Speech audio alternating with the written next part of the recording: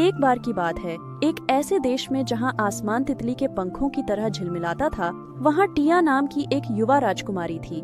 टिया कोई साधारण राजकुमारी नहीं थी, वह भव्य महल में रहती थी, पर उसका दिल महल की दीवारों से परे साहसिक अनुभवों के लिए तरसता था।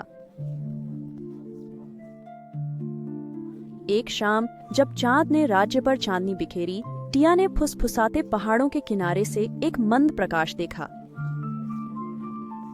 उत्सुक होकर वह अपना लबादा पहनकर बाहर निकल पड़ी, पहाड़ी हवाओं की मृदु आवाज से मार्गदर्शित।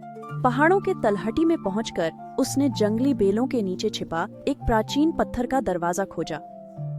पत्थर पर खुदा था, केवल दयालु हृदय प्रवेश कर सकता है, क्योंकि आगे तारों का संगीत है। टिया ने दरवाजे को छुआ और वह एक छिपी हुई दुनिया को प्रकट करते हुए खुल गया। अंदर वह एक ऐसे जंगल में पहुंची जो उसने पहले कभी नहीं देखा था। पेड़ों की पत्तियां चमक रही थीं और हवा में संगीत की कोमल ध्वनियां गूंज रही थीं।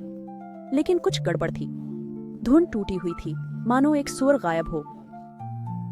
जैसे ही टिया जादुई वन में गहराई तक गई, उसे अर्ल नाम की एक चांदी लोमड़ी मिली। चेरिल ने बताया कि यह वन कभी तारों का गीत गाता था, जो उनकी दुनिया में प्रकृति का संतुलन रखता था। टिया पर गीत का आखिरी सुर बहुत पहले खो गया था। केवल दयालु और साहसी दिल वाला कोई इसे वापस ला सकता था।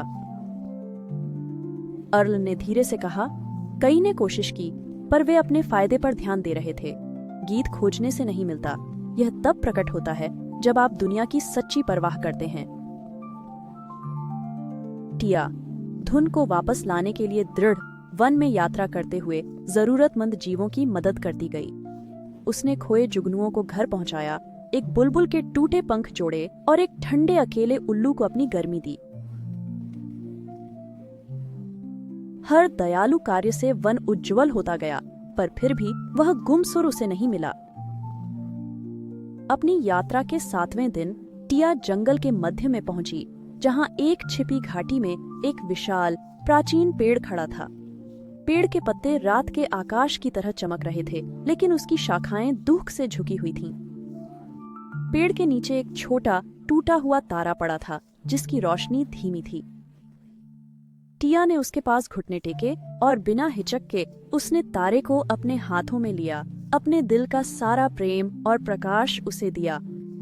जैसे ही उसने ऐसा किया, तारा और अधिक चमकने लगा, जब तक कि पूरा जंगल उसकी सुनहरी रोशनी से न नहा गया। सितारों के गीत का खोया हुआ स्वर हवा में गूंजा, फिर से दुनिया को अपनी सुंदर धुन से भर दिया। जंगल खुशी से नाचने लगा, पत्ते संगीत के सुरों की तरह हवा में उड़ने लगे और टिया के पास एक रेल प्रकट हुआ। तुमने यह कर दिखाया, उसने कहा। उसकी आंखें चमक रही थीं। गीत पुनः स्थापित हो गया, क्योंकि तुमने उसे खोजा नहीं, बल्कि स्वयं को निस्वार्थ भाव से समर्पित किया। कृतज्ञ हृदय से टिया अपने राज्य लौटी, जहां लोगों ने राजकुमारी में कुछ अलग देखा। वह हमेशा दयालु थी, पर अब उसमें एक ऐसा प्रकाश था जो पहले से भी अधिक चमकदार था। और इस तरह राजकुमारी टिया को सितारों के गीत की संरक्षक के रूप में जाना जाने लगा।